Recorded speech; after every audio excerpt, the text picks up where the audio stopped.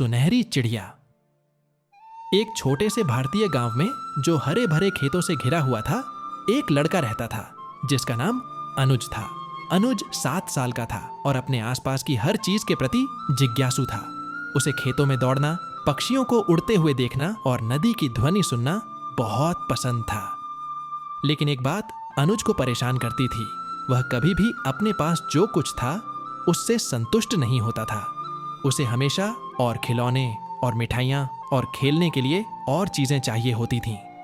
एक दिन जब अनुज खेत में बैठा था, उसने देखा कि एक वृद्ध और ज्ञानी साधु वहां से गुजर रहे थे।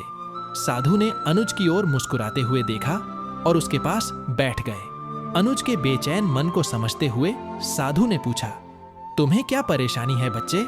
अनुज ने गहरी सांस ली और कहा, मुझे हमेशा ऐसा लगता है कि मुझे और चीजें चाहिए। मैं कभी भी अपने पास जो है उससे खुश नहीं होता। साधु ने कुछ पल सोचा और फिर कहा, मैं तुम्हें एक कहानी सुनाता हूं। एक बार एक दूर जंगल में एक सुनहरी चिड़िया रहती थी। वह चिड़िया बाकी सभी पक्षियों से अलग थी क्योंकि उसके पंख धूप में चमकते थे और वह जिसे भी मिलती थी उसकी एक इच्छा पूरी कर सकती थी। बहुत से गांव वाले उस सुनहरी चिड़िया को खोजते थे ताकि वे उससे धन और समृद्धि मांग सकें। एक दिन तुम्हारी ही तरह एक छोटा लड़का जिसका नाम राजू था, उस सुनहरी चिड़िया को पेड़ की शाखा पर बैठा हुआ मिला। चिड़िया ने उससे कहा, तुम कुछ भी मांग सकते हो बच्चे, और मैं तुम्हारी इच्छा पूरी कर दूंगी। राजू ने कुछ देर सोचा।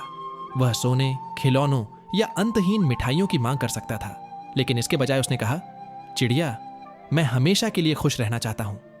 सुनहरी चिड़िया मुस्कुराई और जवाब दिया, सच्ची खुशी तुम्हारे भीतर ही है। यदि तुमने अपने पास जो है उसमें संतुष्ट होना और दूसरों के साथ इसे बांटना सीख लिया तो तुम्हें हमेशा आनंद मिलेगा।